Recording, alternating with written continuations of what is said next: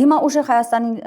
քաղաքական տեսանկյունից փոքր-ինչ անդրադառնանք, մտան հստակ ծրագրով, տնտեսական ծրագիրը շատ այսպես թափանցիկ ներկայացրեցին։ Ճիշտ ասած, մինչև հիմա մենք այդպես ականատես չենք եղել, չէ՞ որ ընտրությունների ընթացք գնացող ուժը, մինչ նախընտրական ակտիվ պայքարը, այս բուկլետներ բաժանելուց բացի, որը համարյա ոչ ոք էլ չէր կարդում, չէ՞, դնում էին դարակում մնում էր,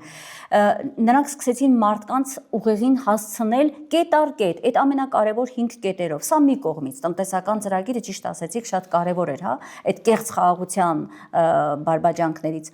հեռու։ Հիմա մյուս կողմից շատ կարևոր էր, որ ներկայացավ հենց ինքը որպես վարչապետի թեկնածու, հիշում ես Նայիրի, մենք միշտ որպես քաղաքական նաև լրագրողներ ասում էինք, ի վերջո ամեն մի քաղաքական ուժ իր ստվերային կաբինետը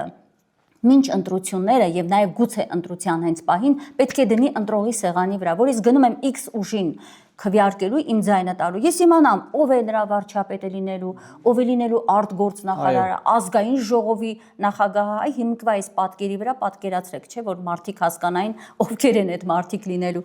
Եվ շատ անկեղծորեն հայտարարեցին Սամվել Կարապետյանի մասին։ Հաջորդ անկեղծ քայլը